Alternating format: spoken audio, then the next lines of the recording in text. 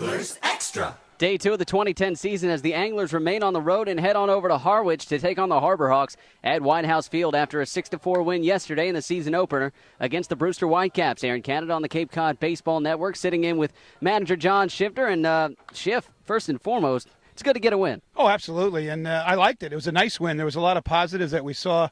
Obviously, real good pitching performance. Last 11 outs by the bullpen, that was a great job. 11 straight outs, that was fantastic. Clutch hitting, Gintner had some big hits. Situational hitting, we hit the ball behind the runner a couple times, got a bunt down. Pitching overall was just good. Defense was adequate. Hey, it was a nice win. I liked it. I liked the way we played, liked the way we composed ourselves. Yeah, speaking of composure, you come in and that guy, Gagnon, he strikes out the first 5, and then that one hard hit double to right field kind of got things wide open, and then guys like Paolini and Ginther and Verdon just really stepped up. Well, you got to wait on these guys because most guys are going to throw 5 miles an hour harder than they normally do this time of year. They're really amped up. They want to really perform. They want to, they're in the Cape Cod League, and our guys are the same way. Everything's going to kind of fall back in his place in about a week or so. But he was throwing very, very well. I knew a lot about him. I'm pretty familiar with the Long Beach State people, and he's a good one. And he proved it. He's going to be a very good pitcher someday. Speaking of being amped up, you mentioned it earlier about the relievers getting 11 straight outs to end the contest. And Phil Schreiber, what more can you say about the kid than 2 innings, 5 strikeouts? Slammed it shut. That's what you expect out of your pitchers, to get the job done, no matter what position they hold. If they're a long man, a closer, starter, get the job done. And Mike Denhart did a great job to getting us to the pen. He pitched 5 strong. We just like I said, I was very, very impressed the way the pitching staff worked, and they threw strikes. Their outs are important, but they threw strikes as well. Their ball-to-strike ratio is excellent.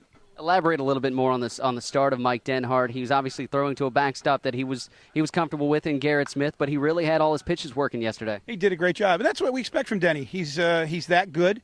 Like I said before the game, he's a 4-pitch pitcher, which really, it just plants another seed. It cuts down the percentages that the hitters can, guess right. If you're a three-pitch guy, you got 33% chance. With a 4-pitch guy, you got 25% chance. So, and he did an excellent job. He mixed everything in very well. We were very impressed. Now, the Harbor Hawks coming off a loss last night against YD right here at home. What can you tell us about this Harwich squad? Not much. Again, it's so early. There's so many different temp players in and out. Steve's struggling like we are. He's got his Carolina connection is arriving today. He's got some guys involved in Team USA like we do in the World Series. So you really don't know much. It's just a matter of go out and put your best people on the field, and let's see who counted up at the end. You mentioned you alluded to a couple of players coming in over the next couple of days. What can we expect as Anglers fans to see players coming in and out? Jacob Stallings, who's returning, will be they're en route right now. They probably could be here before the game starts, along with Chris Munnelly, a pitcher from North Carolina, and Garrett Davis, another pitcher from North Carolina. And we've done well through North Carolina players.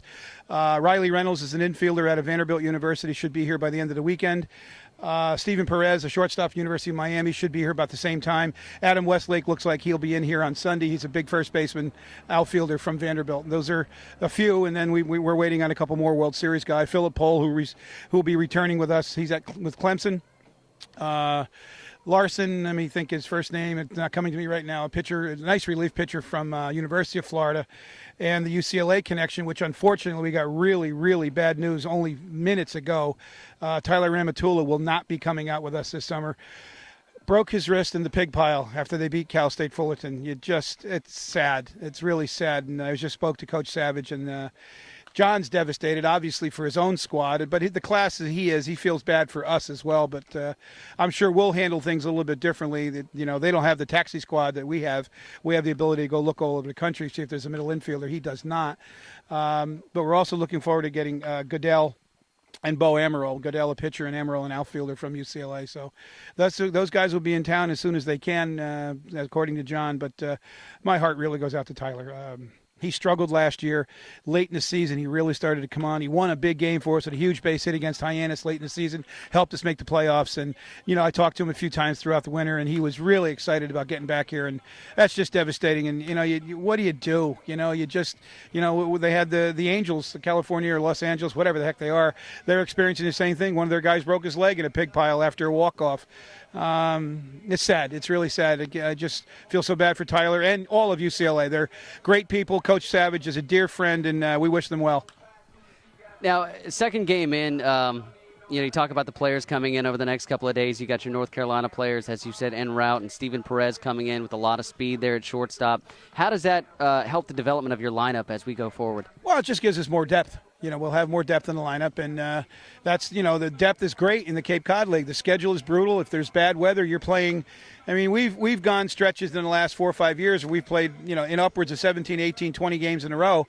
The depth is great to have, and it helps you in the long run to have that kind of depth and have that kind of ability to, and that's why this team is I'm so excited to be with this team. We've got 3 pitchers who actually played positions or DH'd for their colleges, so that gives us a great deal of flexibility at certain times during a game, and especially, you get in these dog fights where you go 11, 12, 13 innings here. It's nice to have that flexibility, and that's exciting for us. We're really glad we got that opportunity.